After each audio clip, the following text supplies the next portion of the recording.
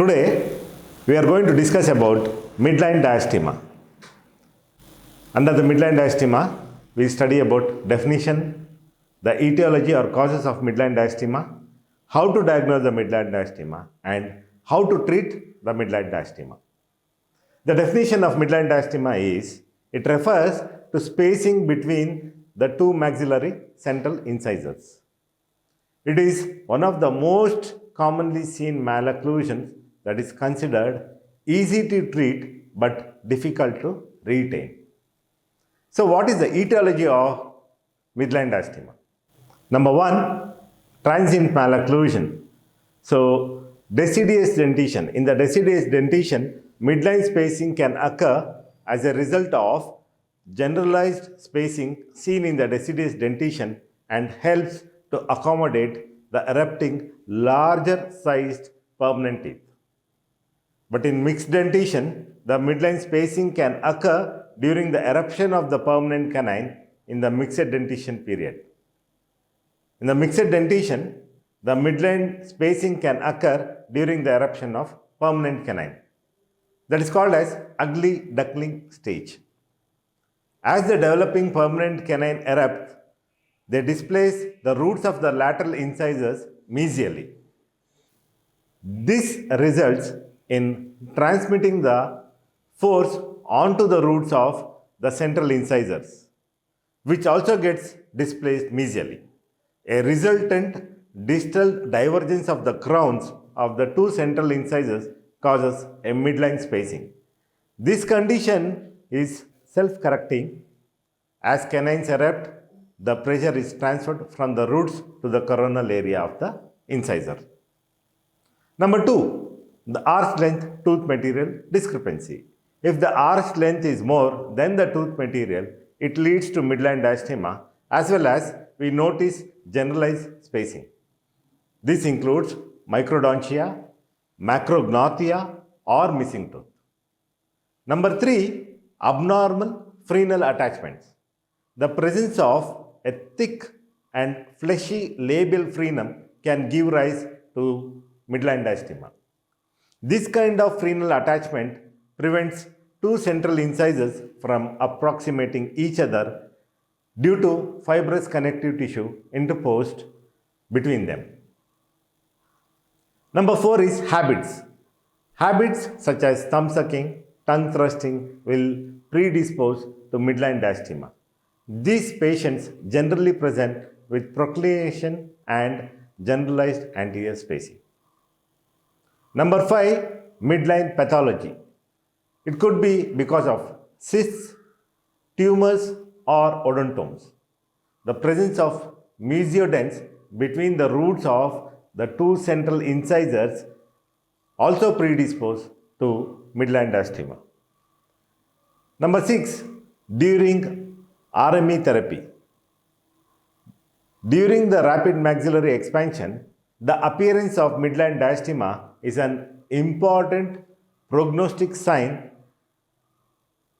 and it indicates the opening up of intermaxillary suture. Number seven, racial predisposition. The presence of midline diastema has a racial and familial background. People with few ethnic background show greatest incidence of midline diastema. Now, we studied about the etiology of midline diastema. We'll study now about how to diagnose it. Diagnosis of midline diastema. A. Blanch test. It is performed by pulling the upper labial frenum outwards. The presence of thick and fleshy frenum is confirmed by blanching of the tissue in the incisive papilla region palatal to the two central incisors. B. Presence of notching in the interdental alveolar bone is seen on a radiograph. C. Midline pathologies and or unerupted mesiodents leading to midline diastema are diagnosed by radiographs. Number four, arch length tooth material discrepancy leading to midline diastema can be determined using model analysis. Now, the treatment of midline diastema. The midline diastema can be treated either orthodontically or non-orthodontically based on the etiology and patient's desire. The orthodontic treatment of midline diastema is done in three phases. First is removal of cause, second is active treatment, third is the retention. The first phase involves identification and removal of the cause. For example, habits should be eliminated using fixed or removable habit breakers. Unerupted mesiodents should be extracted. Frenectomy should be performed if thick fleshy frenum is present. Midline pathologies should be treated. The second phase involves active treatment either with removable or fixed appliances. Simple removable appliances like finger spring or split labial bow can be used to correct midline diastema. The fixed appliances along with elastics and spring can be used to correct the midline diastema. Also, M-shaped springs incorporating 3 helices can be inserted into the 2 central incisor bracket which is activated by closing the helices. The third phase involves retaining the treated malocclusion. Midline diastema is easy to treat but difficult to retain the correction achieved.